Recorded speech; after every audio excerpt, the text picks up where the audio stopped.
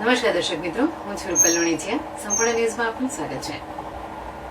ભારત દેશનો નાનામાં નાનો અને ગરીબ અને નબળા વર્ગના લાભાર્થી પરિવારોને આરોગ્ય કવરેજ પ્રદાન થાય તેના માટે ભારત સરકારે પ્રધાનમંત્રી જન આરોગ્ય યોજના અમલમાં લાવી છે, જેનાથી કોઈપણ દર્દીને ઓપરેશન જેવી સારવાર કરાવી હોય તો 10 લાખ રૂપિયા ભારત સરકાર તેને ચૂકવે છે. પરંતુ તે આયુષ્યમાન યોજનાનો ગેરઉપયોગ કરીને રાજ્યમાં કેટલીક ખાનગી હોસ્પિટલના ખાનગી ડોક્ટરો પોતાના ઘરો સરકારના પૈસાથી ભરી રહ્યા હોવાના આક્ષેપો ઉઠવા પામ્યા છે. ત્યારે થરાદ ખાતે આવેલી ખાનગી હોસ્પિટલના ડોક્ટરો જે જગ્યાએ આયુષ્યમાન યોજનાના લાભાર્થીઓને લાયકાત ધરાવતા સ્ટાફ દ્વારા સારા આપવાની હોય છે, ત્યાં લાયકાત વગરના લોકો સારવાર કરી રહ્યા છે.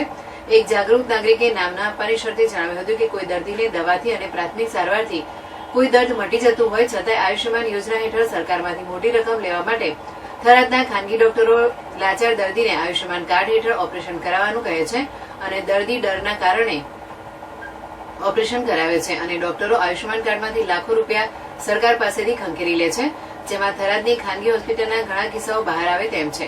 સરકારી તાલુકાના પ્રજાજનો જ્યારે કોઈ સારવાર માટે થરાદની ખાનગી હોસ્પિટલે આવતા હોય છે ત્યારે તેમને ડોક્ટરો દ્વારા ડર બતાવીને ઓપરેશનની વાત કરે છે અને એ ઓપરેશન આયુષ્યમાન કાર્ડ યોજના હેઠળ મફત કરવાની વાત કરે છે. એટલે દર્દીઓ તે ઓપરેશન કરાવવા માટે તૈયાર થઈ જાય છે અને ડોક્ટરો જ્યાં સહી અને ફિંગરપ્રિન્ટ માંગે ત્યાં આપી દે છે. ત્યારે જે રોગને ઓપરેશનની જરૂર ન હોય તેવા પ્રાથમિક રોગોને પણ ઓપરેશન કરી અને ડોક્ટર આયુષ્યમાન કાર્ડ યોજના હેઠળ મોટા બિલો બનાવી અને સરકાર પાસેથી પૈસા ખંખેરે છે અને દર્દીને ખબર પણ હોતી નથી, જેથી આયુષ્યમાન યોજના થરાદની ખાનગી હોસ્પિટલો માટે કમાવ દીકરો બની જાય છે.